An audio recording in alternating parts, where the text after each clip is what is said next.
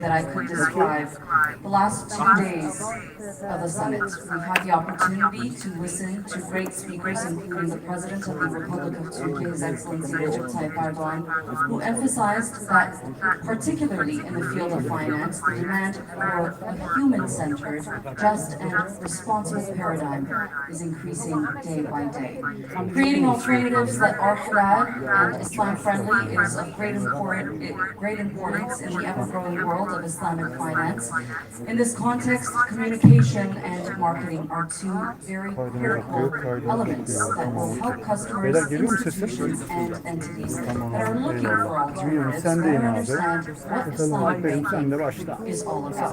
To share their insights on that and more, I'd like to introduce the fifth panel of the summit titled The Dynamics of Communication and Marketing for Islamic Tools and Institutions. Ladies and gentlemen, our moderator is the head of the Department of Communications, Investment and Finance Office of the Presidency of the Republic of Turkey, Mr. Gökhan Yücel.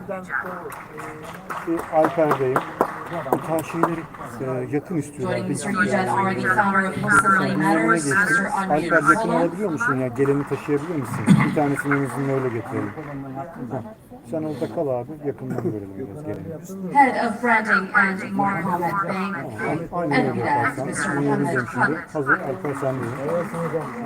Şöyle birkaç tane istiyorum.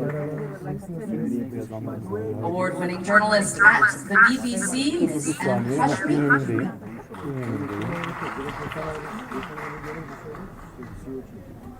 And the Chief Executive Officer at Tourism PR, Ms. Farzana Badwal. Tamam, sıkıntı değil. Dünyamındayım. Dünyamındayım. Alper yine geleceğim sana. Floor Alper is sen de. yours, Mr. Yücel. Bismillahirrahmanirrahim. Assalamu alaikum wa rahmatullahi wa barakatuh. Dünyanın hazır. Ladies and gentlemen, dear brothers and sisters, and those who watch us for live coverage on social platforms, welcome to the first panel on day 3 at the second Global Islamic Economy Summit in Istanbul. My name is Gökhan Yücel, and I'm head of communications at the Investment and Finance Office of the Presidency of the Republic of Turkey.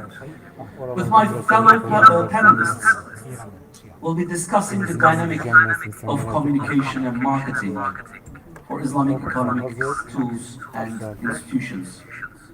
In this panel, we will aim to confront a generally overlooked issue as to amplify the global voice of Islamic finance. It's commonly agreed that Islamic finance ecosystem needs a strategic understanding to move from niche to narrative, commanding greater visibility, engaging broader audiences, and affirming its relevance in shaping the future of global finance. As Mr. President, His Excellency Recep Tayyip Erdogan, in his keynote address, and every other speaker almost followed up over the past 2 days, Islamic finance is more than an ethical alternative. It's a dynamic, values-driven system with the potential to reshape global finance. And in an era where financial paradigms are rapidly evolving and ethical investing is gaining global traction, Islamic finance stands out as a principled, resilient, and inclusive alternative.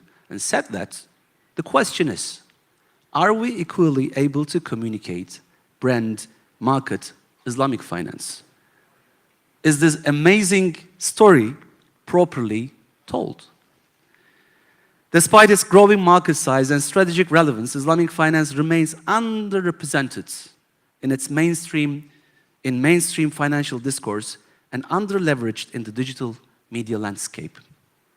Despite its expanding footprint and growing relevance, the visibility of Islamic finance in mainstream financial narratives remains limited and perhaps even less than its actual share in global financial markets. To realize its full potential, the industry must communicate not only its principles, but also its performance, innovation, and global impact. Today, to tackle these challenges, I'm joined by a fantastic lineup, 4 distinguished specialists and seasoned communicators. Farzana Afnan already introduced them to you, so I will not do so again. And I will start with Farzana. Farzana, let's first the stage regarding global finance media ecosystem vis-à-vis Islamic finance You reckon this is a good starting point? Yes, absolutely. So we're storytelling animals, and there is an inequity of storytelling in the world. And what I mean by that is some voices are louder than others, and that is often due to the media ecosystem. So when we look at the media, the global media ecosystem is very much dominated by Western media, and particularly British media. So for such a small country, mid-level sort of size, it has an outsized influence. Because what other country has as many global media outlets that, in the UK that we do? We have The Economist, the Financial Times, we have The Guardian, we have the Daily Mail, we have so many others. And the other country is the US that has the Wall Street Journal, the Washington Post, and so forth. And what happens is that these countries actually have media outlets that are consumed by people outside of their borders, and that's what brings in influence. And the issue is in the UK and in the US, there is not many Muslims that are working in the newsroom. So M is one of the very few that are working in the BBC. So we understand how it works in the UK and also because we work in the US. And the fact is that there is a disproportionate amount of non-Muslims working in the newsroom. The Muslims in the UK, unfortunately, they are not in positions of power in the UK media. Thank you. And I hope you can hear me now. And so consequently, the fact that we are underrepresented as Muslims in the newsroom is a direct impact on why our stories aren't being told. And when the Muslims are in the media, they tend to be at very junior positions, not at senior positions, or they tend to be in positions of high visibility, reading the news, but they have no control over which stories are told and how they're told, because that's often done by the senior producers and the editors. And so that is one of the huge reasons why we do not have the ability to tell our story. Now, when you look at legacy media, that is something that was in power and that is waning because all the advertising budgets have gone into social media. And so that is a problem that we face, but it's a declining problem. But actually what's now happening is influence is moving into social media and algorithms. But yet again, Muslim countries do not have their own social media platforms of a global scale. And so the yesteryear of legacy media, we are underrepresented. The new emerging influence platforms, which are social media, where algorithms as opposed to editors control the narrative, we are not there either. So the issue is that we need to then, on top of that, really hone the craft of storytelling to ensure that it cuts through on social media platforms as well as legacy media. And that is an area that we can control, but that is an area that we're not doing very well, because in PR, they talk about consistency. That is how you build brands. That's how you cut through. We do not have consistency. It's wonderful, the diversity of the Muslim world, but on the other side, we also are communicating in different ways about Islamic finance. And they say about the Catholic Church, why is it so successful? Because they sing from the same hymn sheet. And that basically means consistency. And that is what we need to come together as a community to embark upon a consistent narrative. Even in Turkey, they use the term participation finance. That is really confusing to people in other countries. And so if we were to create a global narrative that we can all hone and deliver, that would be the first step towards having our story told. And the damaging aspect that our story hasn't been told is that Western thought of stakeholder capitalism, of ESG frameworks, of the UN SDGs, are seen as Western thought, but actually there's principles that underpin ethical finance and ethical economy. Those were actually found in Islam from day one. So we've lost our story, and that's why it's so critical for us to come together and tell our story in unison. Thank you. Amp, an immediate follow-up? Thank you very much. Yes, so when you talk about visibility of Islamic finance, let's be honest, it's near invisible, especially in the Western media. If you talk about the UK, for example, I mean, Islamic finance is a $3.5 billion global industry, but in the UK, does anyone know what Islamic finance is? No. Does anyone understand what Islamic finance is? Whether you're a Muslim or not a Muslim, there's very few people who actually understand what that is. And that's for many, many reasons. It's, I've been a journalist for well over a decade, and I've seen groundbreaking Muslim entrepreneurs and obviously financial leaders come up with some amazing stories, but they go unnoticed because, as you can see, media is mostly led by conflict and not by contribution. And all we see is breaking news about wars, about terrible things happening in the world, but we don't celebrate the goodness in this world. And we need to change that narrative. So as Fazana said, there is very few Muslims who make up journalists in the UK, for example, and it's the same in the US and in many other European countries. So for in the UK, I am one of 0.4%. And if I'm very honest with you, even from that 0.4%, how many of us actually can stand up in front of a newsroom or in front of a national television and explain to the audience what Islamic finance is? Not many of us, even being Muslim, and me included. I understand it far more now than I ever have done. But explaining this to people who are absolutely disconnected to anything to do with Islamic finance is extremely, extremely complex. And as you will all know, the word Islamic triggers other narratives, and that's what they understand in the newsroom. And it brings in a lot of bias as well, because a lot of people talk about Islamophobia, but actually Islamophobia is quite subtle as well. Because when I go to an editor and I say, and I have done this actually, and I say, can we cover a story about Islamic finance? There's this amazing conference happening. This is what it's about. And they really don't understand. And you know why that is? Because I feel that whoever deals with the comms of Islamic finance needs to make the wording so simple. So one of the things I was taught as a journalist working with the BBC is we need to use the most simplest words to communicate with the public, not because we think the public is stupid, but because we need to make them understand quickly and also leave an impact. Now, if we're using jargon and if we're using complex terms, straight away the audience will disconnect. And the other thing is, how relevant is that? So when I say, can we please cover a story about Islamic finance on BBC Business? Well, how relevant is that to the world, is the questions I ask.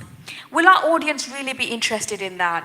That's such a niche thing. I'm not sure it's going to work on our platform. So you see these biases, and some people would say Islamophobia. They're very subtle biases, but we need to change that narrative, and the only way we're going to change that narrative is by not telling people about facts and fiction and figures and data.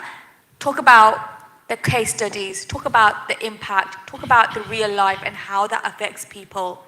Now, I remember when we had a meeting with Sheikh Yusuf in London, and he said something very, very interesting. He said, Islamic finance, if you had, for example, the Islamic loans and mortgages in the UK or in the US, there will be so many people who will be a lot more prosperous because, for example, in the UK, there are so many people in debt, so many people losing their homes because they can't afford to pay the interest on their mortgage. But with the Islamic alternative, there will be no interest. So they will have their homes and they will be more prosperous. So it actually benefits everyone. But unfortunately, we are not doing a great job of selling that.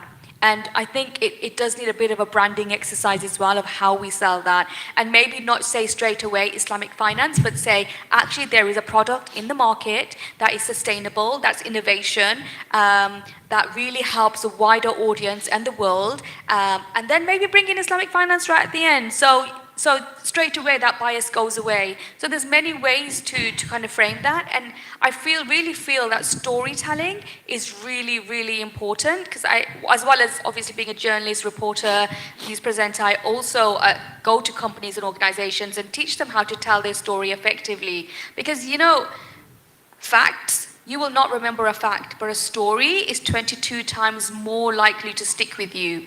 So when you go out of this room, I give you a fact, you probably won't remember it. But if I tell you a story, you will remember it 22 times more, because that has the impact. You have to look at the emotion, you have to look at the feelings, and you remember a person. And that's what we need to do with Islamic finance. We really need to make it very, very, very personable, so that we know, I straight away know, okay, this is going to affect me, and actually, I will save a lot of money if I had this product. Rather than saying, oh, Islamic finance, it's sukuk, it's zakat, and the Western world do not understand those words, but if we break that down, they may well understand it. And there's many a time where I've seen extraordinary business leaders, Islamic finance experts doing incredible work, like digitizing zakat, for example, and building Zakuk platforms. And it's really amazing innovation, but it goes completely unnoticed because people don't understand what it is. And that's kind of, I think, one of the biggest challenges at the moment. Thank you, Amp.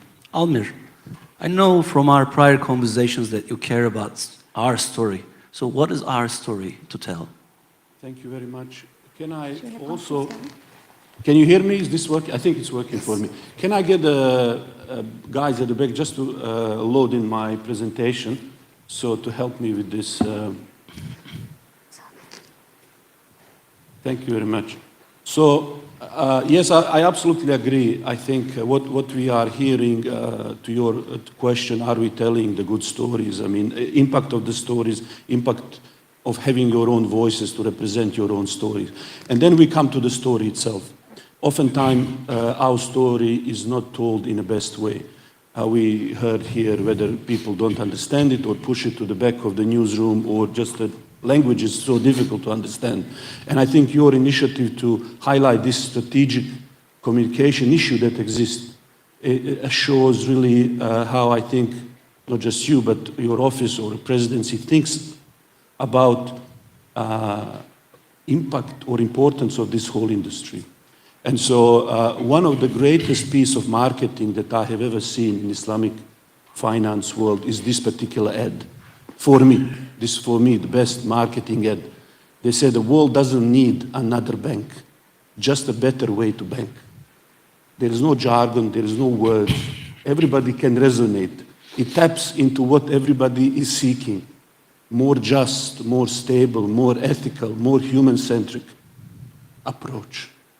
And I think whoever was here from the last few days, what we have heard is exactly these things. That world doesn't need just another story about Islamic finance or economy. It needs the better one. And I think over the last few days, especially for me, my favorite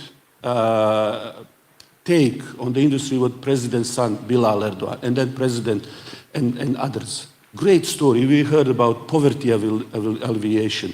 We heard about fighting injustice. We've heard about all of these great things.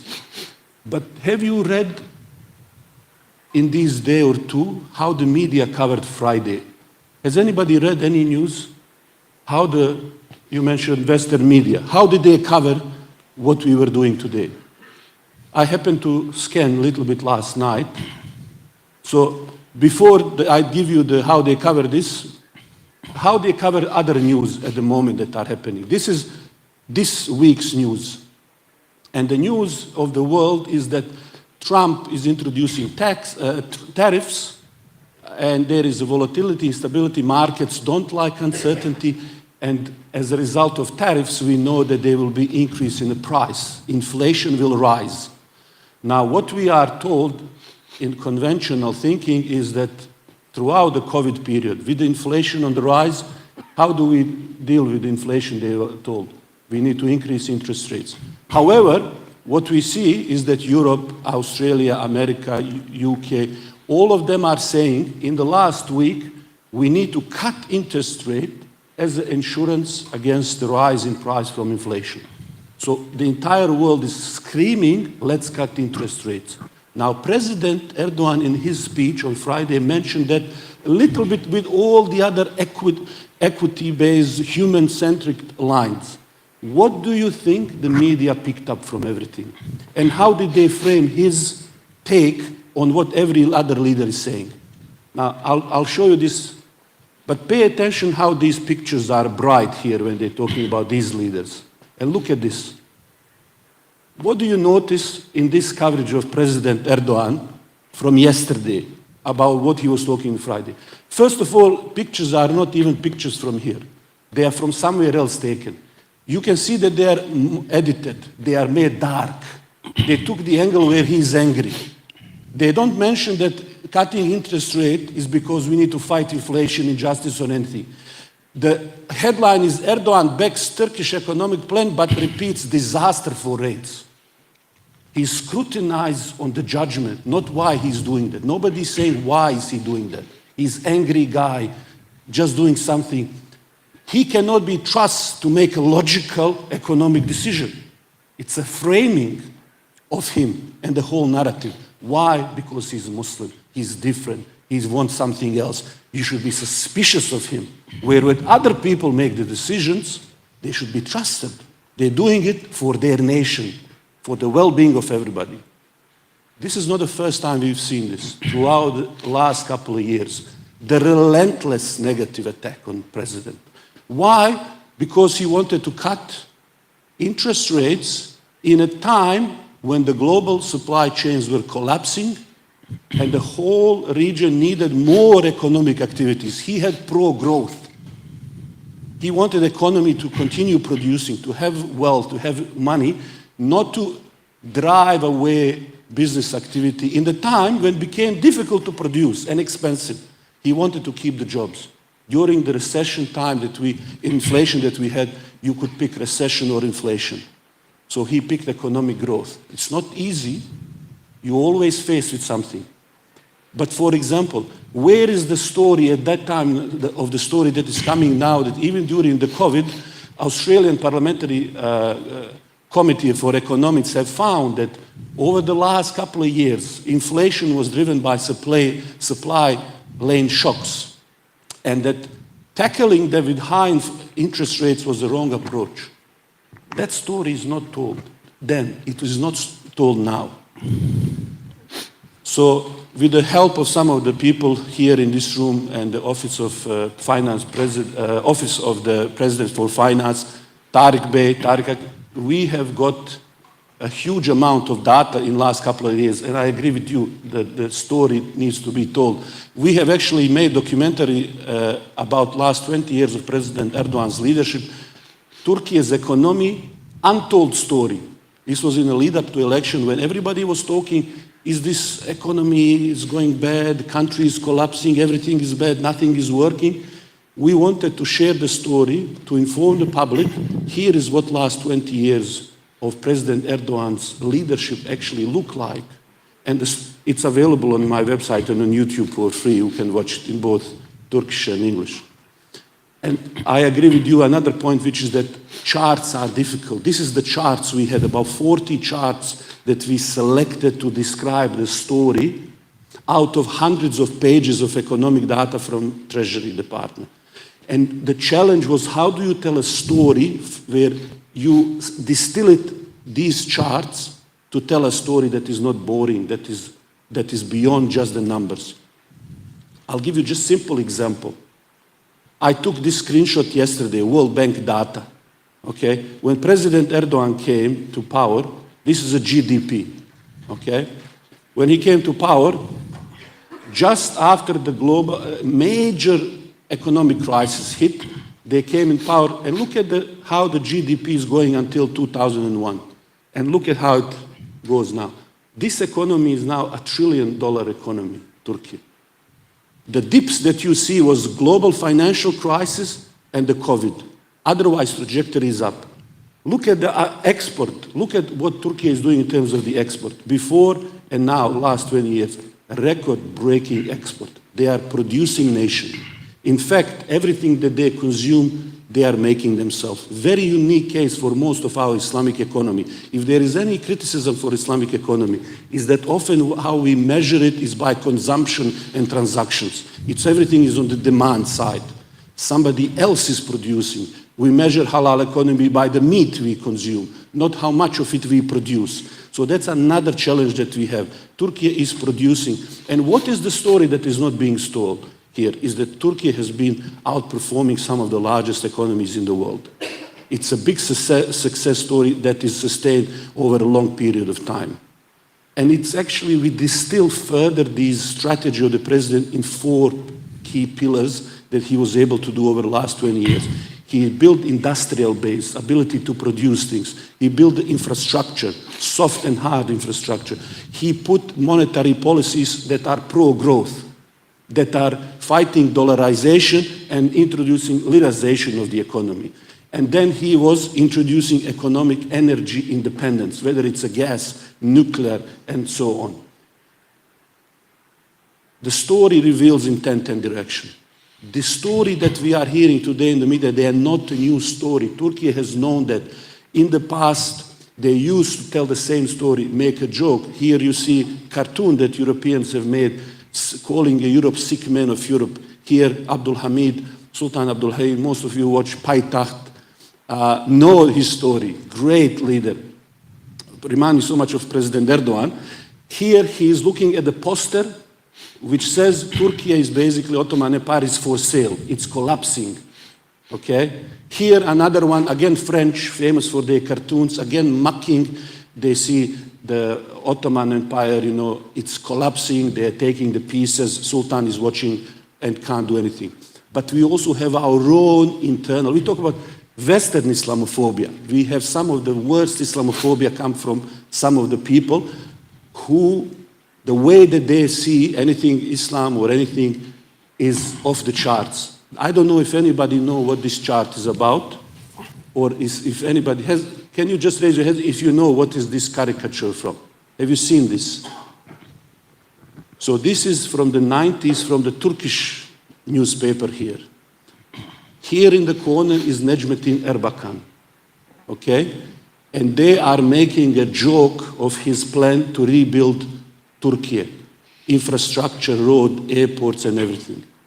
Insinuation here is very Islamophobic, meaning not only will this not happen, but out of all people, Imam, Hoja wants to make this. We cannot have these people do it.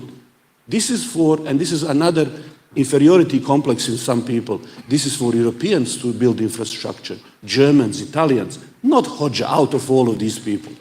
Same line continues from once respectable newspaper like New York Times.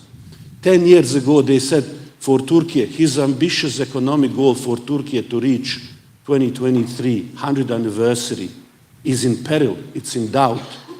The airport infrastructure cannot be done, there is no finance. Most of these things will never get done. Now, if anybody has been traveling lately around Turkey, we've seen that not just Erbakan goal, but Erdogan's and all of these things were financed. In a beautiful way, Islamic way.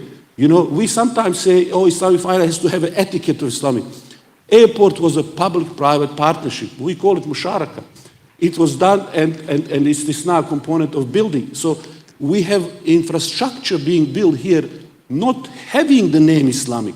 You know, when they are producing 2,000 articles of food for 200,000, for 200 different countries, this country is self-sufficient. One beautiful story, just to illustrate how dangerous stories that are told can affect people, is a very beautiful example of the project that was here, started by Erbakan, which is to produce first domestic car, Devrim, which at that time was revolution as its name. And what the narrative was created is, you are good at growing peaches in Turkey. Don't build the motor cars. And they also backed it up by certain people who didn't want Turkey to do it. They subsidized foreign cars, so to crush markets, automotive industry, to destroy it. And see what people who oppose this always target. It's supply side. More sophisticated things, value-add things that you are, they're never gonna say don't import, don't consume what we produce. It's always what you are producing. Necmettin Erbakan then he said his famous thing then, he says, yes, we want peaches and all of that, but we also want to create engines, motors, technology. And what did President Erdogan do when they launched their electric car? You see, everything is the story, everything is the intention, everything is the signal to the market, right? At the launch of TOG, he put this car as a reminder how far we have gone in the 60 years. And so, in closing, what we should be thinking really today, when we're reading this, when we hear Wall Street, Tesla, Elon Musk, Silicon Valley, all of these stories, what does Islamic economic leadership today look like? Who are our equivalent? I would say we need to reflect deep in our past. Beautiful example we see in the story of Yusuf in Quran. And the world is seeking for somebody like that who will restore economic integrity. And the story of Yusuf and the story I think we need to be telling is much more strategic. The story of Yusuf really embodies three key components. One is the foresight that Yusuf had, ability to see what's really coming to us, and then preparing for it today.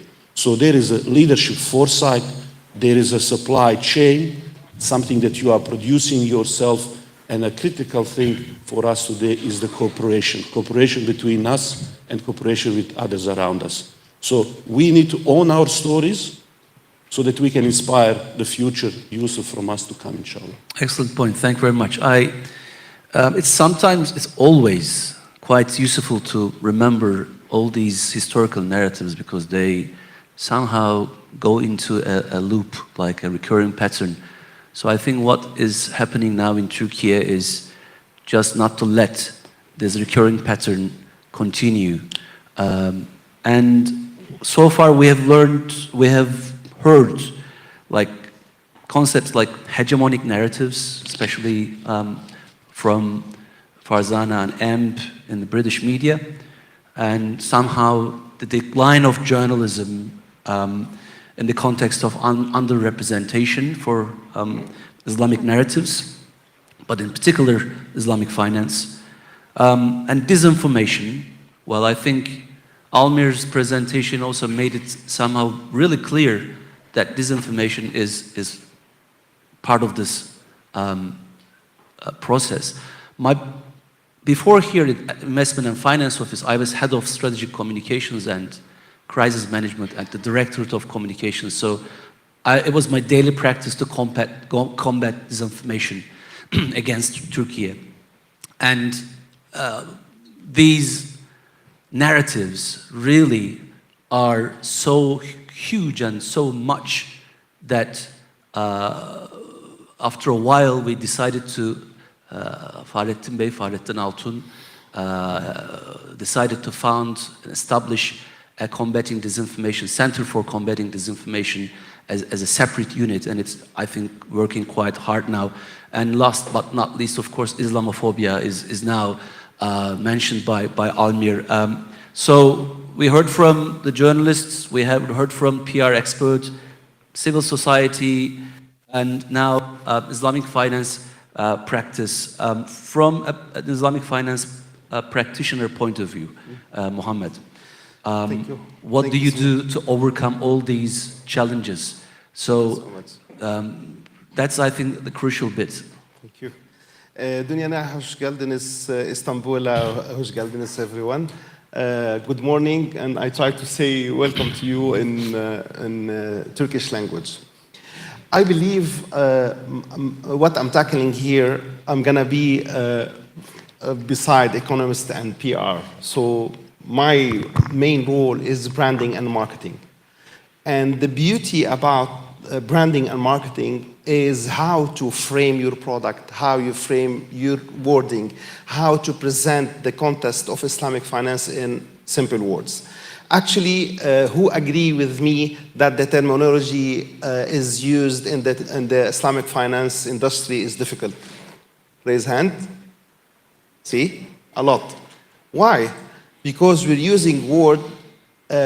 I know that our scholars, they spend a lot of time, and thanks to them all, but what we want to communicate to the audience is simple words, simple meanings. Then without saying musharaka, which doesn't mean anything for foreigner, we can say participation. I don't disagree with the name of participation banks in Turkey, because at the end of the day, it reflects the meanings. And this is what we want. We want to deliver the meaning in a proper manner. So musharaka is partner with us, as simple with you. So just imagine if you have advertisements and it talks about musharaka, and you look at musharaka, you don't understand the word if we're talking about the foreigner word in particular. So why we make our life difficult by using such difficult things? I believe our role is first to develop a code of ethics and develop a glossary of the words to use. And this glossary should be easy, understandable by everyone. Because we're talking with Muslims and non-Muslims. We're not only for Muslim countries, we're for the whole world. Islam is for the whole world. Our Prophet Muhammad, peace be upon him, he is for the whole world. He is not for Muslims only, he is not for Arabs only, he is for the whole world. So our message should be for the whole world. And in the other part, if we talk about how we address the services and the product, we see there is a lot of complexity in explanation the product for people. So we don't show them how easy is this product for you, what is the benefit for you, what's in it for you. So sometimes the why is not there, and not only the why, the how is not there as well. So you see the advertisement of the participation banks who are trying to sell any kind of product, and you see there is like a vague message in there. So our role is to make it more easy, more readable, and understandable for everyone. So as simple as that, and we have to go as well back to our core, which is the ethics and transparency. This is what Islamic finance all about, is ethical and transparency. So when we want to talk to the audience, we should brand it in a brand that looks familiar to them, make it love brand, not a brand that makes something encourage Islamophobia, with all the respect. Because when in the Western, when they hear Islamic bank, they said, oh, this is a terror finance. No, this is not. This is for everyone. This is a peaceful. This is the real economy, actually. It is not the fake economy that the Western are trying to export it to us. I believe, as a Muslim world, taught the whole world how to deal, how to trade since more than 1400 years. You know, so this is as simple as that, in my humble opinion. Thank you very much, Mohammed. Farzana, your daily job is to make content accessible and understandable for wider audiences. So, given that Mohammed touched on accessibility and of the language used to promote Islamic finance, how would you elaborate on this topic? I would look at it a little bit like not only for non-Muslims, but also Muslims as well. Sure. I would look at it. If you look at Steve Jobs, he built the most incredible company and products that we use daily, even after he's passing away. And he wasn't really the technical expert behind the products. What he did, what he was very good at, was he was very good at marketing. He was a storyteller. So he took all of the engineering nerds that were beavering away, creating these amazing inventions, and like a conductor, he weaved a story. And he told that story around the world. That story enabled him to get investment. That story enabled him to come up against entrenched competitors. And that story enabled him to dominate the market. Now, there is parallels between Steve Jobs and these engineers who nobody remembers hardly any of their names, right? But you remember Steve Jobs. Now, I think that there's something that we can learn from that. A lot of the Islamic experts that I have met, whilst I've been working in this field, are incredibly intelligent, incredibly intellectual, very committed to their craft. But they're not natural storytellers, because often engineers, academics, it's not their forte. Their forte is their expertise in this area. And so what I think we need to do as an industry is the incredible knowledge that is held within the Islamic finance experts, which is immense.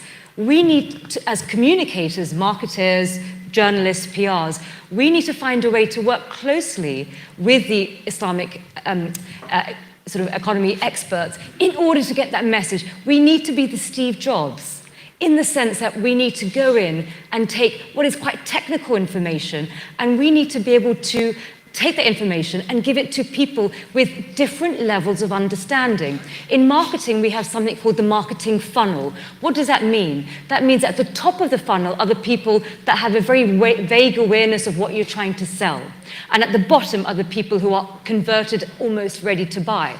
So what we need to do in terms of content is we need to create content for people at the different stages in that marketing funnel. So this top stage is people who don't know anything about Islamic finance and perhaps have a bias towards it because of Islamophobia. And so we need to create content around, for them. So incredibly accessible. So often when I see a lot of Islamic finance products, it's very jargon heavy because it's these wonderful experts that we have, most of you are in the room, but it's not really catering for the different levels. So just having it sort of accessible in terms of really basic information. You don't have to give the full understanding in one tweet. You don't have to give, immense sort of like, centuries and centuries of thought in one YouTube video short. So really thinking about bite-sized sound bites for that echelon, the upper echelon of the marketing channel. And then you can go increasingly more dense as you go down. But I think look at your market as a marketing funnel with multiple different layers. And then when you look at the different layers of, the different levels of how people are receptive to it, as well as how much knowledge they have, you also start thinking about the different types of audience segmentation. So generational. So you've got, Gen Z and, Gen X and boomers and so forth, who take information from different social media channels. Older generations take it from Facebook, younger from Snapchat, middle-aged people like me, more sort of Instagram and X. So you then do sort of channel segmentation based upon the audience segmentation, and it's also socioeconomic. As you said, in Turkey, participation economy is a really good term because it really says what it does on the tin, and that is great. You're thinking global. You're thinking you've got a global product, and you're thinking how to adapt it locally. But that also has to be done in other countries. And I think when I come across as an outsider of Islamic finance, going in Islamic finance, but being a Muslim brought up in the UK. I didn't know anything about Islamic finance at all. I had no idea, and I'm a Muslim, because it was too opaque, the language for me. And also, you need to do sort of Islamic economy and Islamic finance for dummies. So even if a Muslim like me doesn't understand it and never engaged with the products in London, then I think we're missing a trick here. And I think actually, our task should be that we know if we can communicate Islamic finance in a way that if we can engage non-Muslims, then we know we've done the job, because there's so many negative touch points that people consume about Islam unfairly through disinformation, through misinformation, as we saw from your presentation. It has a historical depth. And we can sit here and complain about it, or we can do something positive. And I think Islamic economy actually is a fantastic tool for us to communicate about the ethics that underpin our religion in commerce from day one, which the West only woke up to in the 1980s with stakeholder capitalism. And I think it's a way that we can actually reshape the narratives of Islam if people understand that actually our Muslim ancestors were thinking about this for centuries. It isn't something fashionable that has been launched with the SDGs. It's something that is ingrained in the religion. And I think we can actually have Islamic finance as a touch point in putting our best foot forward for the world. Almer wants to step in. It's interesting that you mentioned Steve Jobs. I was just recently listening audiobook, his biography, and I didn't actually know he was Syrian. He was adopted. Yeah. Half Syrian. Yeah. Yeah. And what is interesting, the name Apple or the name even Macintosh come from the type of an apple. Macintosh is a type of an apple. He used to go, as he was meditating, he would go to the apple farm, and he would sit and he enjoyed the quietness. So any one of you who use the Mac knows the Macs are very quiet. And he wanted to make a product that will reflect his values, his belief, what he finds very important, which is that because he was meditating, he wanted quietness, he wanted this same thing in the product. So as he leaned into what he stands for, sometimes there is a temptation for us to step out of that, step out of what we believe in. The capitalism is not failing people because of the free markets economy. It's not because Adam Smith was wrong about have freedom. It's failing because there is no values in it. There is no faith-based incentives anymore.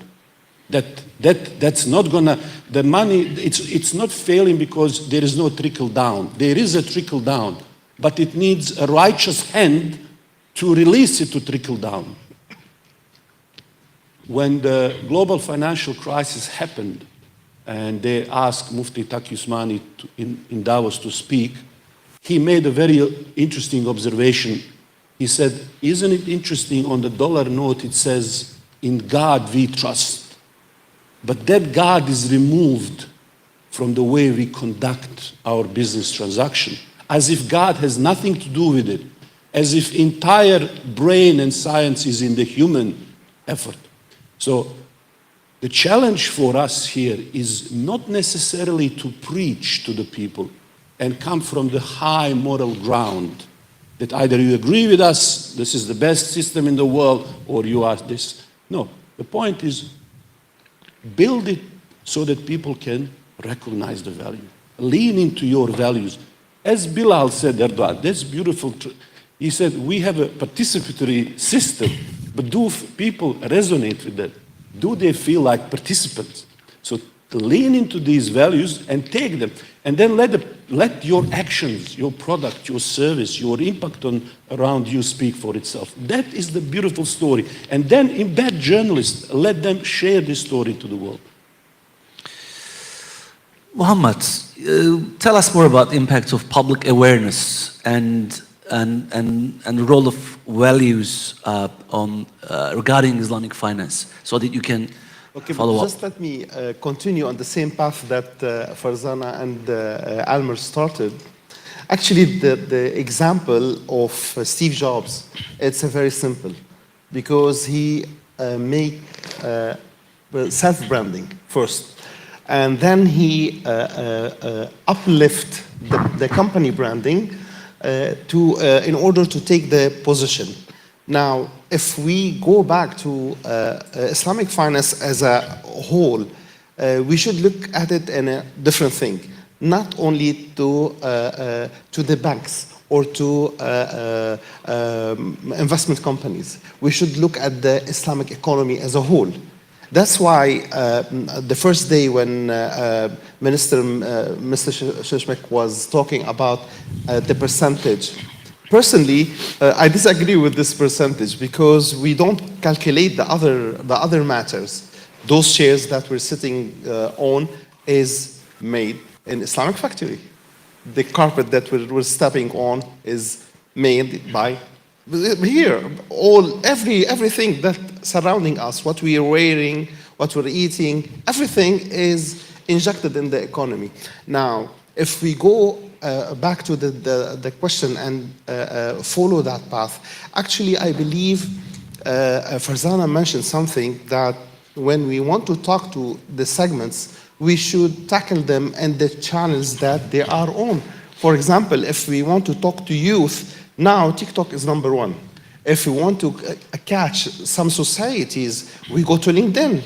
And if we want to spread the message in a long way, we go to YouTube. Or if we want to send a series of messages, we go to X. Now, what is our platform? What we made?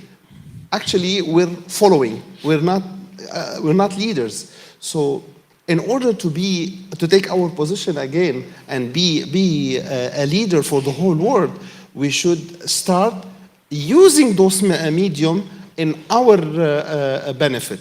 And in a way, I like what Almer said. We shouldn't go from upper position and talking with the audience in a very rock words, if we may say. We should talk to them with the language they do understand, and make it simple, straightforward.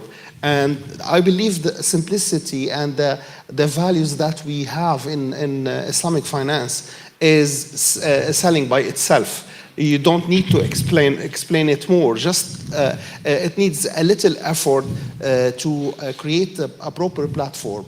And I believe personally if as a whole Islamic world follow the same standards, like we have standard setting organizations such as ICYF, for example, if we have all follow the same standard, we shouldn't have like rules here different than the standard there, different than the fatwa over there. So we make it all standardized. We talk the same language. Everybody will understand. Everybody will make it. Of course, we'll talk in the same language that the people understand. You know, for example, if you want to sell product here in Turkey, you don't come and speak in English.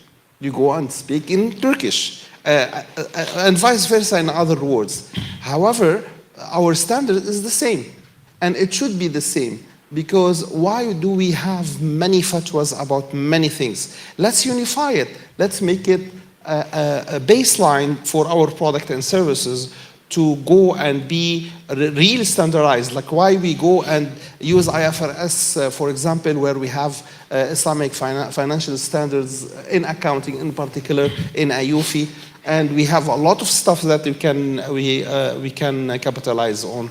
This is my take shortly. Well, we'll have another quick round and we'll open the floor for questions and comments, and please make your questions ready for that time. Do you think there is an appetite among British audiences for stories about Islamic economy that go beyond conflict and crises? What a brilliant question that is. Yes, I do think there is, but before I answer that question, as we're on the theme of Steve Jobs, you know one of his most famous quotes, you know, the most powerful person in the world is a storyteller. And that quote reflects really deeply, maybe I should use this. So that quote reflects really, really deeply, not just in shaping culture, but innovation and narratives. And he always used to say that the heart of Apple's success was storytelling. From the products to the launches, it was all about getting your story right. So this is how important storytelling is. And I know another thing that Farzana and yourself touched on is, you know, how do you, as me as a journalist, as you as the audience, how do we be more visible? How do we manage to get our stories across? And it is about being visible, being vocal, and being media ready. Now, newsrooms now are shrinking. Journalists and reporters have tight deadlines, and they do not have time to understand complex dialogues. And I also teach people, you know, you should not send the same email to every newsroom, because every newsroom operates differently. So, for example, I worked on the breaking news channel, which is the News 24, and we literally work like rabbits, because we have to process news very, very quickly to get it on air, because we are on air. So I'm not going to have time to sit and read about sukuk and zakat and how that impacts the financial decision that maybe Trump is just about to make an announcement on. But if you make that very simple, very easy for me to understand, and give me a guest who doesn't just speak about Islamic finance, but can speak about Trump, and on the back of that, he can add on, what does this mean in the Islamic world? See, that's how you get that guest on. And, you know, for radio, when you have time to plan, different type of email, different type of press release. And this is, people don't always understand this. So it's about translating complex ideas into human impact ideas. Media doesn't run on spreadsheets, it runs on stories. That's really important to remember. And don't just offer religion, offer relevance, because when you frame your terms as sustainability, ethics, community well-being, which are the trending popular subjects now, you're going to get more interaction with journalists. So when you ask me, you know, is there an appetite? Of course there is an appetite. And let me give you an example. So first-hand example. I did a story on hijab, and I didn't go into the newsroom, I didn't go to the senior editors, and I did not say to them, hey, I have a story about Islamic finance, because that is such a wide subject point and so complex to explain. But what I did as a journalist, I sat down and I thought, okay, how can I cover Islamic finance, but in a storytelling way? So what I did is I basically told the story of the $300 billion modest fashion industry. Islamic finance, but can you see I've not mentioned the word Islamic or finance? And I basically pegged it to the International Day of the Hijab, which is marked in 140 countries. So there's another news peg for them. Okay, that's interesting. It's interesting to the wider audience. And then also at that time, when I did this story, there's a story about Masha Amini, who was killed in Iran. And it was related to the hijab, so there was that narrative as well. So there was appetite for stories about modest fashion. So what I did is I flipped that. I said, okay, this is a terrible thing that's happened. Let's flip this around. Actually, this industry is worth 300 billion. There are amazing women out there who are innovating in this modest fashion industry and making a fortune. And modest fashion just isn't about wearing a hijab. And I brought in expert guests that have never been on air before. So it's unique. I basically did a World Service Business Daily episode. I presented an episode, 17 minutes, all about modest fashion and the impact it has on the wider world. But then what I also did is I went on the BBC News channel and I spoke about it. And even the presenter at the end was like, wow, that's fascinating. I had no idea. But I didn't frame it as Islamic finance. And do you see how they got interested? Oh, I didn't realize this even existed. And then that was interpreted into 5 or 6 different languages on the BBC because it was such a popular story. So that's how you reframe. Yes, there is an appetite. People learned from what I told them. But I didn't go in with, this is Islamic finance story, because all of a sudden you're giving them a bias to say no. I went in with a very strong peg, I went in with a very strong story, and I went in with a really creative narrative. And that's something that everybody has to remember when they talk about Islamic finance, because it means many things to many people. Audiences want, value-led stories, and we just have to tell them right. And I say that because I have become so passionate about storytelling and passing on what I've learned in my many, many years from radio to online to television journalism, that I'm actually building an online platform, storytelling platform with a very credible university in the UK, where anyone in the world can go on and learn about storytelling and how to tell it effectively. And I have amazing, incredible people, members of House of Lords, members of the Parliament, telling their stories just to inspire people, kind of MBA level. But I just felt like, I think it's time now that people really tell their stories effectively. And when I've delivered storytelling to like PhD students at universities, I saw how people actually don't know how to tell their story right.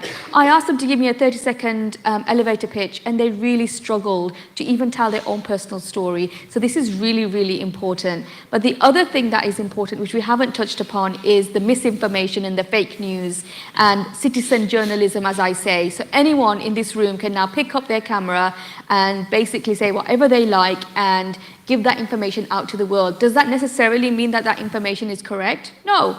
But it takes a wiser person, and I always advise people, look at 3, 4, 5 different media outlets before you make your decision.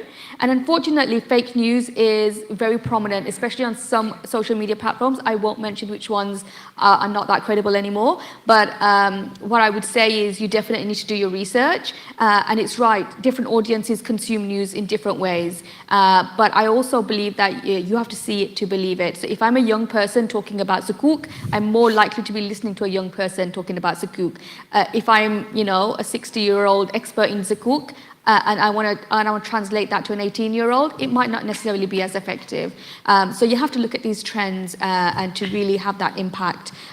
So yeah, happy to take any questions. I'm alarmed by Am's reference to storytelling, Farzana, and so how important is it to have a unified storytelling strategy or narrative, whatever, among Muslim world? I think it's very important because if you look at legacy media, the agenda, as we saw from your presentation, has always been controlled by those who own it. And that we all know, none of us are naive. And some of us were hopeful that with social media, we'll all become our own publishers and it will be a much more equitable platform for storytelling. But that's not the case, because actually the owners control the algorithms and they can choose what to dial up and what to dial down, as has been seen with their behavior in pre-election periods. So it's not going to be better. going from legacy media to social media storytelling, because before the editor was in control, who in turn was a puppet for the owner, and now you've got the engineers of the algorithms are in control, and they are in essence a puppet for the owner still. So things aren't really going to change for the better. But what is an advantage for us is that every single one of us in the room is now a publisher. We can publish content. Now, for the Islamic economy experts, you can create content and post it on your social media. And you could create content that's going to really impress your peers. You know, how intellectual, you know, how well you write in terms of, from an academic perspective. But perhaps I ask you to also think about people like myself who do not have that level of knowledge, to educate people like myself and as well as others who are not even from the Muslim world, and think that maybe every post that you do in your LinkedIn, which is very sort of academic and very sort of expert-like, think about that marketing funnel and think about perhaps posting, yes, down there because you need to show your academic chops, but also think about posting up there as well. Think about your children. Think about how they will access information. I'm a bit of a nerd, so I will read your 40-page document. My 16-year-old daughter would rather jump in the Bosphorus than read a 40-page document. She would want to see a video on TikTok. And then just, you know, a final thing is, you know, I think we need more visible role models in this industry. I think we need to support them. You know, if Steve Jobs, whose father, you know, biological father was Syrian, was called Steve Al Jobs, that would have made a lot of our jobs a lot easier in terms of, you know, sort of pushing positive role models for people from Muslim majority countries. But that's my practical takeaway, is if we cannot build our own social media platforms in Muslim majority countries. I mean, China has been very clever. They have built TikTok. So, you know, that's the only non-Western. If we're not able to build our own algorithm platforms, then the next best thing is that as individuals, we become storytellers and we just understand that marketing funnel. And, you know, if you think about the charity work that we all do, we give charity to various different, you know, charities close to our heart. I also think it's a charitable exercise to make the Islamic economy much more accessible, because at its base, it's a fair and inclusive way of living. And if we can expand that market to include more people, then in essence, we will make the world a better place. So I see it as a charitable endeavor to communicate more effectively about the Islamic economy and to bring people into the tent, not just gatekeep it for fellow experts. Well, did you want to step in? I also have a question for you, a small one I just recalled now. I mean, how can Muslim professionals and institutions better engage with media, especially, to elevate their stories? I think we shouldn't omit this very crucial. It's for you. Okay. Plus whatever you wanted to say. Okay, of course. So how do you better engage? You need to make relationships with key journalists, but you need to find out who the right journalist is. So if I'm working on fashion and, fashion and creative, then you need to come to me with a fashion and creative Islamic finance story. Don't come to me with something really complex that has nothing to do with me. And also, one thing that I would say is journalists won't necessarily come to you, you have to go to them. And don't go to them wanting something necessarily. Build that relationship so when they need someone, an expert in finance, for example, they can come to you, but then on the offset of that, as you speak about what's happening in the world, for example, a financial expert in Turkey, who's an expert in Islamic finance, can talk about Trump's tariffs. He can come, she can come and talk about how they affect, what that effect will do to the global industries. But then on the offside of that, at the end, you can say, well, actually, in the Islamic world, the Islamic finance, this is how it's going to affect us. So you don't go in with that, okay, I'm an Islamic finance expert, because always remember that, unfortunately, the word Islamic is always kind of still associated with negativity and conflict.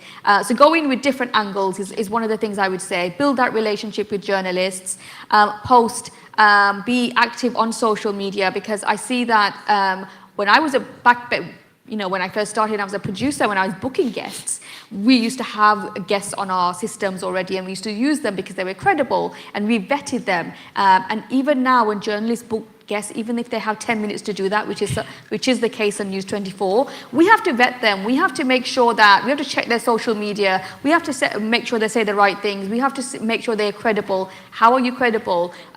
Maybe if a member of parliament has said something about you, or your work has been picked up by a credible media organization, we check all of this. If you published a paper, we have to read this to make sure that you don't come on air and say something completely offensive. And then we have to have a briefing chat with you to make sure that you're credible. But even if we don't use you as a guest straight away, what we will do is you'll be in the back of our mind, or we can put you on the system. So anybody, for example, in the BBC can say, okay, this person is based in Turkey, but they can talk about finance, they can talk about Trump's tariffs, they can talk about, the UK budget. And then also you, at the back of your mind, you can think, okay, yeah, I can come and talk about this, but then I can also integrate Islamic finance. And that way you get on air, you talk about world issues, but then you also integrate the importance of Islamic finance, and you're educating the population.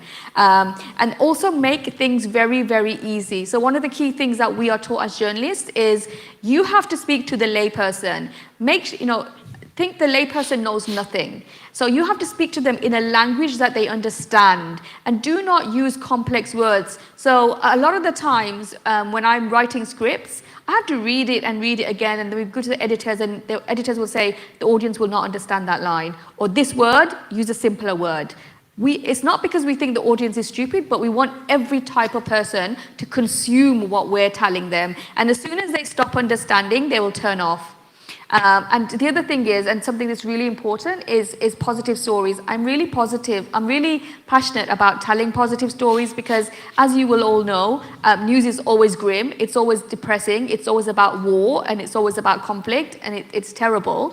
And I always want to flip that narrative, because there are some amazing things happening in the world. And so many people are now turning off the news channels because they just don't want to listen anymore. And Islamic finance, I personally think, is a really positive thing. Like I say, even in the West, when they understand that actually if I had an Islamic finance product, I don't have to pay interest, I will not be financially constrained, I could go on that holiday, they would be more likely to adopt that, but they just don't understand that it even exists at the moment. So yeah, that's kind of what I would say, yeah, but definitely build those relationships. Every journalist now has a media platform. You can connect with them online. I always respond to people who send me DMs and kind of guide people. So yeah, I would connect with people, comment on their posts. You'll be surprised the amount of really well-known journalists who reply to posts. And look at Piers Morgan. I mean, he's now integrated himself into the GCC countries, because he sees that where the news is going and where the agenda is going, and he comments and he responds to posts. So this is how we do it. It's all about social media and digital content. It's not necessarily about taking someone out for a dinner or a coffee, but it's about engaging with them positively, showing them that you are a credible person. And I say this in a really positive way, but I wouldn't bang on about the Islamic. But what I would say is, we do this. We're modest fashion. We're finance experts. We're experts in mortgages, and then you bring in the finance. So you have to kind of reframe everything. I've invented a method called the flip method, and it basically just teaches people how to retell your story, flip your story, so that it actually has a more positive impact. Thank so you. I just wanted to, I have a little Please, test. quickly, yeah, I have sure. a very little test Sure. for every panelist on here.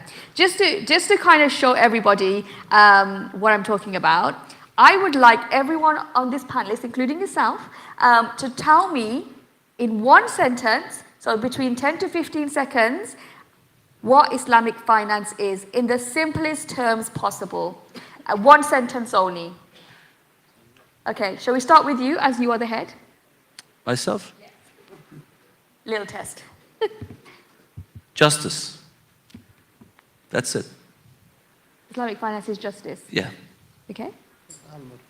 I would say Islamic finance is really the engine that supports Islamic economy, which is there to build a lifestyle for the Muslims.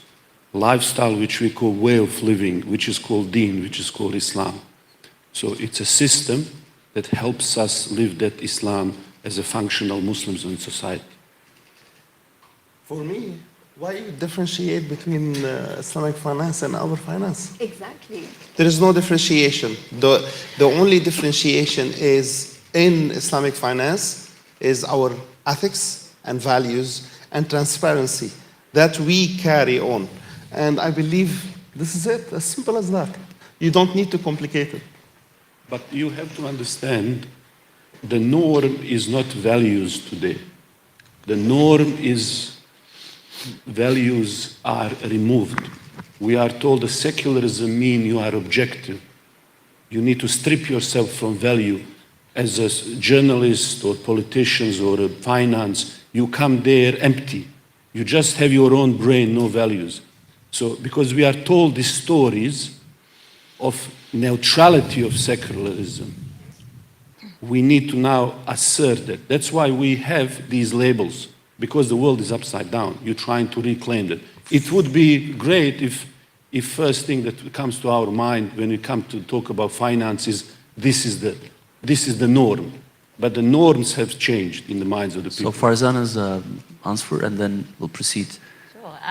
So I would say that in the relationship between those who have capital and those who do not, Islamic finance is a fair and inclusive method to have a relationship between these two, those who have and those who have not.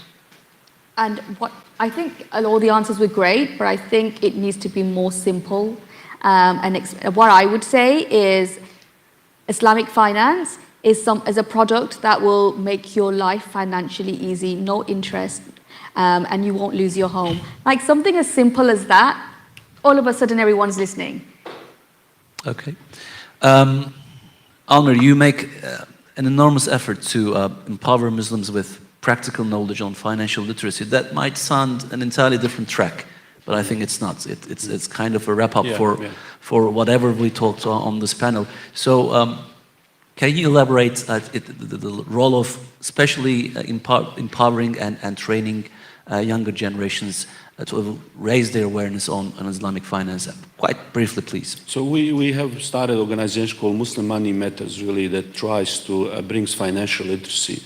We look at this whole piece holistically. I stopped looking at Islamic finance as just what banks do or investment firms.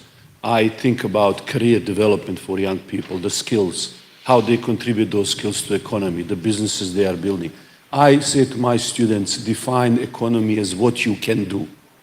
Can you feed your country, your people? No, you don't have economy. Can you provide healthcare, defense, technology? If you don't, forget about definitions. So equipping people who can then, as a Muslims, engage in solving the problems.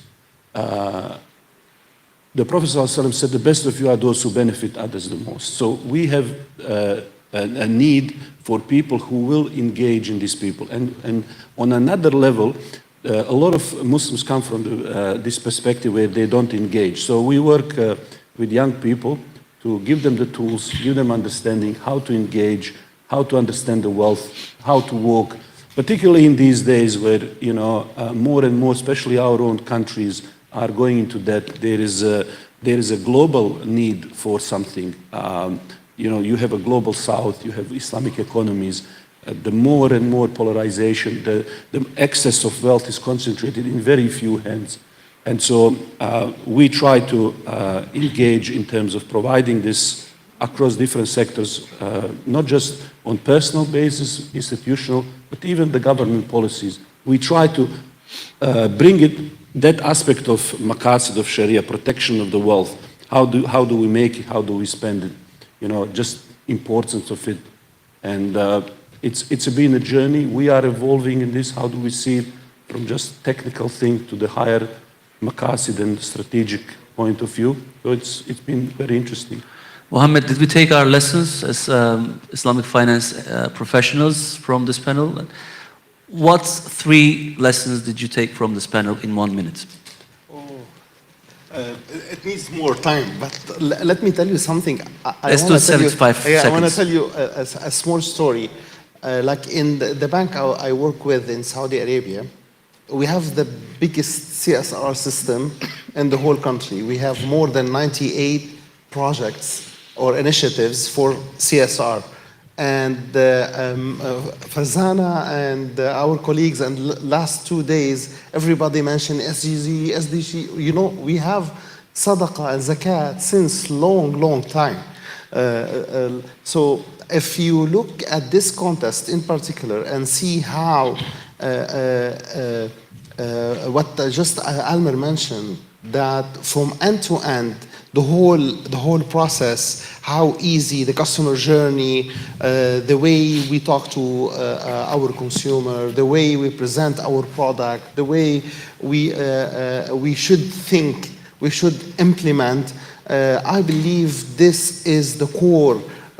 How to transfer the Islamic finance in a proper context without any complicity is very simple, straightforward.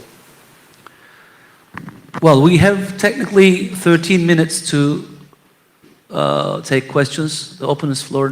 We open the floor now for your questions. Please raise your hand, introduce yourself, and please also make it clear whom you ask your question, so that we can. Gentleman behind, can we just pass the microphone? Oh, sorry. First him and then you, please. Or maybe first you and then him.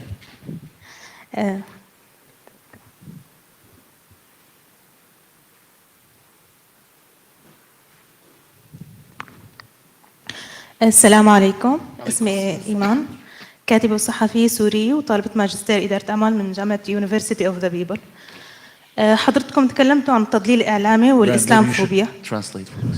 من وجهة نظري معزز انتشار هذا الأمر هو قوة الإعلام والتركيز الإعلامي، وأريد أن أستعير منكم فكرة السرد القصصي ليسخره كمقاربة في كونهم نجحوا في أهدافهم لأنهم أسسوا وعملوا، ولكونهم يملكون هوليود، وعندما يصور الخصم مسلم شرير فاسد والبطل أمريكي مواطن صالح، حينها سترى أن حتى المسلم بلا وعي لديه سيدعم ويقف بصف البطل الصالح، فما بالك بالأجنبي الذي لا يعرف عن تركيا أو بلاد الشام وغيرها من الدول المسلمة غير ما يضخ له الإعلام، إعلامه. أيضا لقد نجحوا في كونهم لديهم جيش إعلامي وإعلام رقمي موجه للشعوب المسلمة. هدفه هو ليس فقط إقناع شعوبهم بل حتى المسلمين ذاتهم وتشكيكهم في دينهم، ومدى صلاحيته لكل زمان ومدى ارتباطه بالفكر الإرهابي المتطرف. وبناء عليه أريد من حضرتكم أن تقوموا بتنظيم نقاط تصلح لأن يتم المشي عليها كخطة استراتيجية لتنفيذ هذه السلوكيات المعادية، لتفنيد هذه السلوكيات المعادية للثقافة الإسلامية وترسيخ فكرتها الحقيقية كدين قوي متسامح صاحب فكر ريادي إصلاحي إعماري. تحياته السلام وعهده الأمان مع جزيل الشكر. السلام عليكم. Alaikum salam. Let's collect the questions and then answer collectively, please. Ibrahim, will you help us translate the question? Assalamu alaikum. I will speak in Arabic. Okay, we have two questions in Arabic.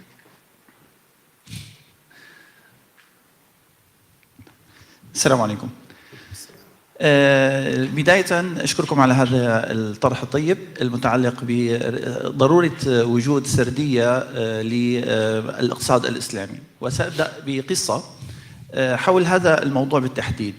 عندما نتكلم نحن عن نظام iOS أبل ونتكلم عن نظام أندرويد، الذي يستخدم الاي او اس او نظام ابل يجد ان هذا النظام نظام متكامل له سكيورتي عالي، وبالتالي له جمهوره، وينظر الى الطرف الاخر الاندرويد انهم شعبيين عندهم نظام مفتوح، وبالتالي هم اكثر عرضه للخطر.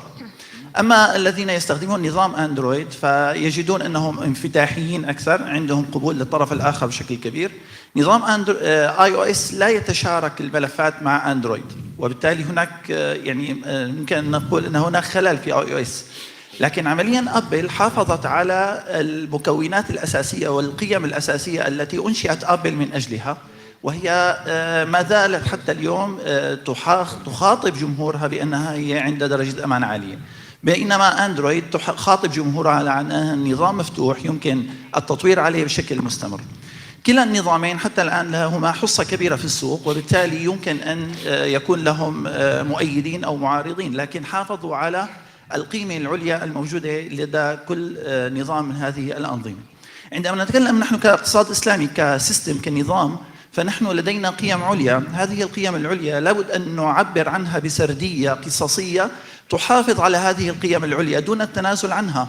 وبالتالي أنا لا أستطيع أن يعني مثلا أبل حتى تتماشى مع أندرويد لا يمكن أن تطرح نظام iOS درويد مثلا، لا يمكن أن تطرح نظام أندرويد، لا يمكن أن تطرح نظام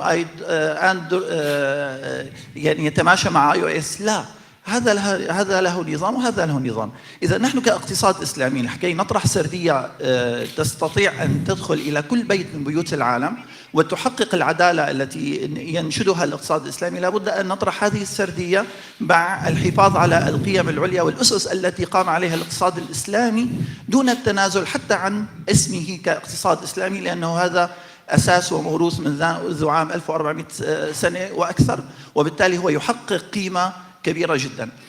كيف يمكن أن نحقق هذه القيم العليا دون المساس أو أن نحقق هذه السردية دون المساس بهذه القيم؟ Can we get to the question please, because we really run out of time. Sorry about that. ممكن تعيد سؤالك بشكل مباشر بطريقة مبسطة حتى كيف يمكن لنا أن نقوم بعرض سردية للاقتصاد الإسلامي تدخل إلى كل بيت من بيوت العالم دون المساس بالقيم العليا والأسس التي قام عليها هذا الاقتصاد الإسلامي ودون تنازلات؟ شكرا لكم. So the first question was not really, I think it wasn't, did everyone understand the first question? Yeah, I did understand the first question. Okay, carry on. Can you just briefly summarize what the first question says for the panel? What the sister mentioned, she asked about is there is any strategic path that we can follow, correct? That we can follow in order to reach to our goals. the best picture that presenting Islamic finance to the world. Correct, sister? This is your question? Inshallah. Okay. True. صحيح. أنا طلبت أنه يكون في استراتيجية، يعني تعطونا نقاط مثلا بالتدريب كيف نحن نخلق هذا الإعلام الإسلامي القوي وحتى السينما الإسلامية القوية اللي تواجه الإعلام المضاد والجيش الإلكتروني وترسخ فكرة الإسلام اللي هو المسالم، الإسلام اللي خلق يعني بعث ليكون خليفة لأعمار الأرض ولصلاحها. Thank you. شكرا جزيلا. Let's take your questions so that we answer all the questions collectively. 3 questions. Mike. السلام عليكم. سأتحدث بالعربية. طارق السيد أحمد من فلسطين. أعمل مراقبا شرعيا في البنك الإسلامي. حقيقة حينما نظرت إلى السردية القصصية للغة الاقتصاد الإسلامي نجد أن هنالك فجوة واضحة جدا في الإعلام الموجه للاقتصاد الإسلامي. لا يوجد هنالك ربط بين جسر الفقه وجسر الاقتصاد بلغة القيم التي بنيت عليها الاقتصاد الإسلامي. هذه اللغة، لغة القيمة، تنبني على أسس وأصول شرعية ابتداء لفكرة المنظومة الخاصة بالاقتصاد الإسلامي. حينما نميع الكلمات إلى مصطلحات تجارية بأعراف العالم لا نستطيع أن نحقق الاستقلالية أو الخصوصية لمنظومة الاقتصاد الإسلامي.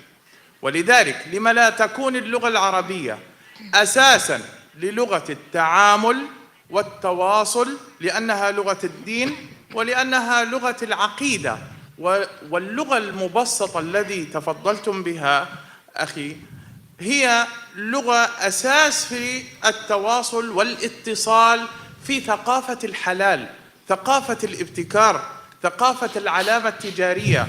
كل هذه اللغات إن بنيت بلغة مبسطة سهلة تصل كل بيت بثقافة الحلال وثقافة الطيبات من المنتجات والخدمات، هنا نحقق السردية القصصية تلقائياً بوجودها في كل بيت مسلم. ولذلك لما لا تكون اللغة العربية منافسة للغة الإنجليزية بأسلوبها المبسط حتى تسرد لنا القصة بنمطية وتبعية؟ شكراً.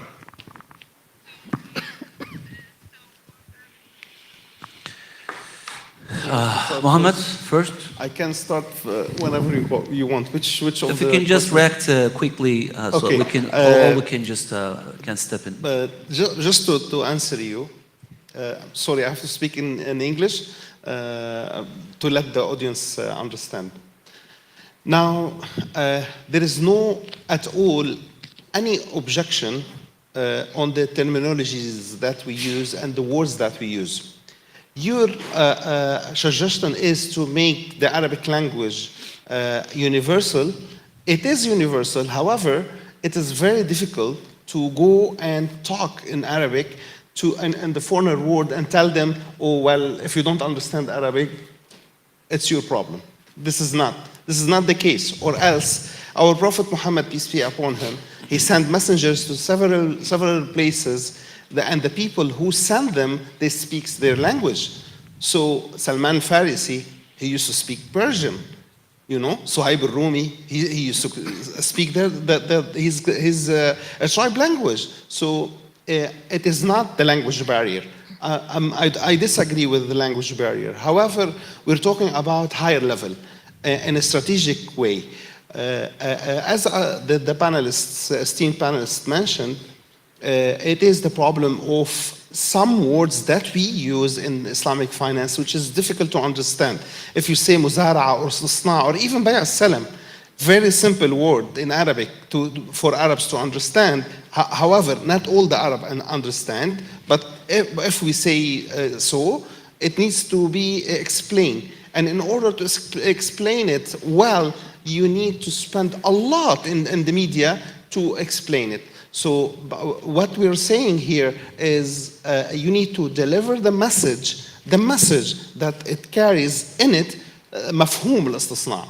What is istisna all about? What is musharaka all about? What is mudaraba all about? You know, what is sukuk and how it works? What is the adawat al-mal and all those stuff? So it is not difficult to do so. It only needs effort from everybody.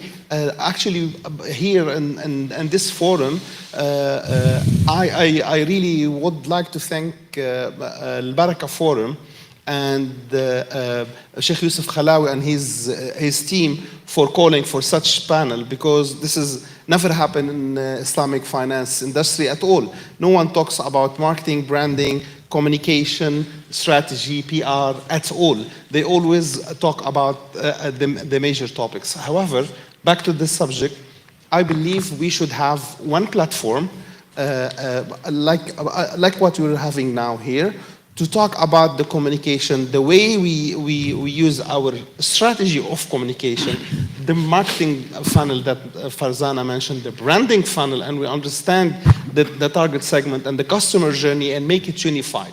Like what happened in the standard in Sharia and accounting, as I mentioned in the example before in ICYF. Okay. I hope that I answered. Thank you. Farzana, a quick response, please. I would say that marketing, PR, all of that, it boils down to one word, and that is empathy. It's not so much about what you say, it's whether it's landed with the audience that you intended it to land with. So it's really thinking about your audience, not thinking about yourself, really taking that sort of, you know, that sort of self-centered approach away and thinking about who you're speaking to, how, which channel. And if you want to spread the word of a just and fair Islamic model, then you have to have empathy at the heart.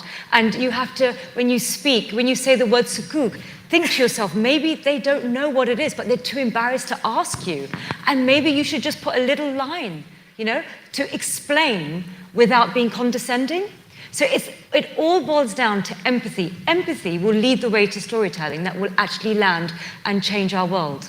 Thank you, Farzana. Amp? Just on that question, I don't think it's about getting rid of the hundreds of years of Islamic wording or history or not respecting it. I think it's more about, as Farzana said, understanding your audience and who are you speaking to. So as we know, Islamic finance is about fairness, it's shared risk and ethical money. But do the general public actually know that? Instead of just saying Sharia compliance, say it's a type of finance that follows ethical guidelines guidelines founded in Islam, focused on fairness, no hidden charges, and social good. People understand that. Now, moving on from what Fazana said, it is about the language, it's not taking away the words. So when you talk to an audience, for example, when you talk about riba and the Western audience doesn't understand it, you say it's, it's a way of avoiding interest. If you talk about sukuk, you can say, Islamic bonds, ethical investment tools. People understand that. You talk about Sharia compliant, you can say it's faith-based or value-led finance. You talk about murhaba, it's like cost plus financing, like, a fair payment system. And, you talk about zakat, charitable giving. See how simple that is, and everybody understands it. But people don't necessarily understand the Islamic terminology. It does not avoid Islamic terminology, but it just explains what it is, and it basically makes it very relatable and very inclusive. Almir. I just want to answer these three questions in one simple way, because I think that they are related. First, I want to acknowledge our brother from Palestine who came from Palestine. Islamic Arab Bank is from Palestine. I mean, we are watching what's happening there. Devastation is shocking, May Allah help them and preserve them. Special people, I think what they are doing is example. They are revealing so much about our daily world and lives and hypocrisies and double standards. It's shocking. I think what he's correctly identifying here is that sometimes we assume too much the view from the West into our lives, up to the point where we start to self-censor and being hyper-alert how they perceive us, to the point of view we want to appeal to them.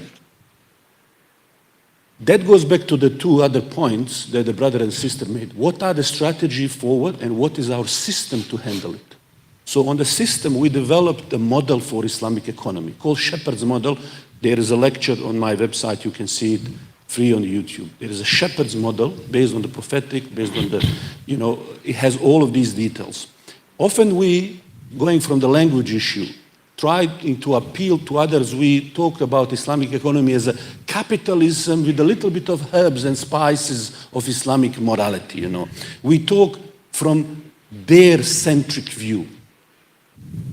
No one of them says capitalism is Islamic system with a bit of this. Why do we need to do this to ourselves? Okay? So developing our system, showing that our system has its own pillars, its own objectives, the mechanism and how it works. Now, is it true that we need to appeal to others? That's a different strategic game. Okay, how do we appeal then, communicate these things? But amongst us, we have to be clear what the values are. And especially when we're talking amongst ourselves, what the goal, what the system, what the aims, and so on, right? Then it comes to execution on the strategic level, back to the sister question. Sometimes it's not about ideal. We developed a case study of Turkey as the ideal example for Islamic economy today. Not because Turkey is a perfect country, not because they're doing everything right, but because this is the example where they were 20 years ago and where they are now. How to go from unideal situation to better situation. And for our countries, we shouldn't be thinking ideal, is everything in Turkey perfect? It's not about being perfect, but consider the alternative. Most of our countries where they are now, they are in a state where they are this year going to take billions of dollars in IMF loans. They're going to use that money to buy the food and things somebody else is making for them. In a year after then, they will have no money which is spent, and they will consume what somebody else made, and they will make somebody else rich. So they will have nothing, no developed products, and they will have a debt. In 10 years' time, what will be the solution for us? So what we need to think about is practically, here is the example, country, Turkey, Malaysia.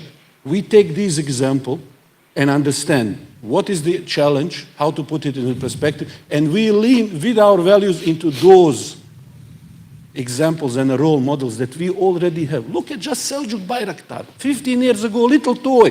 He was showing the drones, little drone toys that children now have. And he said, if anybody invests in this, in 5 years, we'll be the major manufacturer of drones. 15 years after that, the most sophisticated drones that reshaped national security, that now people of Turkey want to work for Baykar technology instead of Google.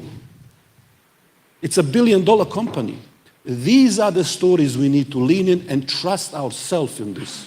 I thank every single of you, one of you, to be here, being here, and sharing your views with us. It was an honor to moderate this panel. I learned a lot from this panel. I took my own lessons. And I think there is need for a clear and integrated and holistic roadmap that, you know, most probably, most of the people here sitting in this hall need such a roadmap. And I think, and I hope, inshallah, this panel marks the first step towards creating such a roadmap and then personalize and individualize it for particular needs. And I think only we can make it happen together, not on ourselves, but together as communicators and government agencies, institutions, NGOs, scholars, Islamic finance professionals, and media. I mean, I think we need a collaborative effort to achieve this goal. Thank you very much for being here. Thanks for joining us, and thank you all.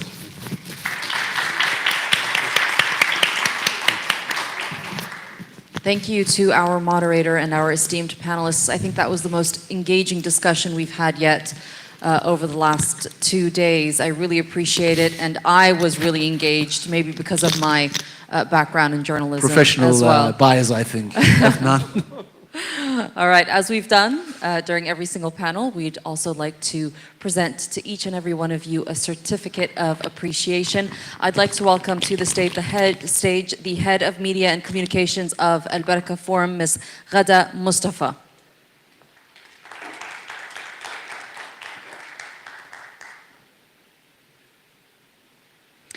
Our first certificate is going to be extended to the head of the Department of Communications of Investment and Finance of the Office of the Presidency of the Republic of Türkiye, Mr. Gökhan Yücel.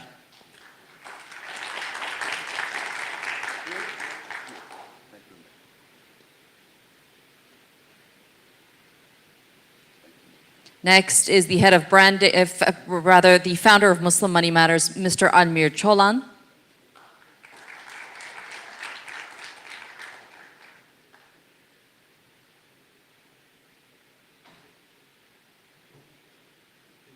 The head of branding and Marcom at Bank Al Bilad, Mr. Mohammed Khalid.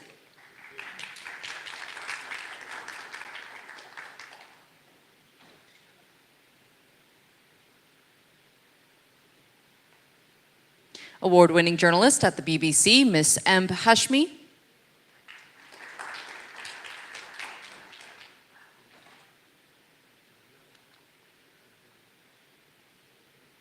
And the Chief Executive Officer at Curzon PR, Ms. Farzana Badwell.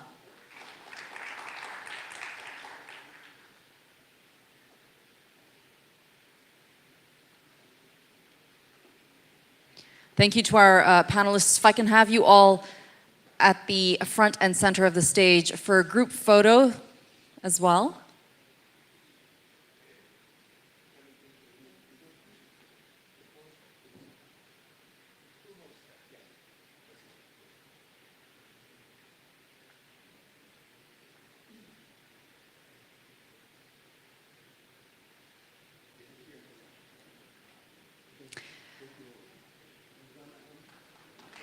Thank you once again. Thank you. I appreciate it. Sister, thank you so much. Thank you. The conference as MC. Amazing. Thank you. I appreciate it. Thank you so much. Thank you. Dear guests, we are going to take a short 30-minute break. I hope to see each and every one of you back here in this conference room in 30 minutes' time.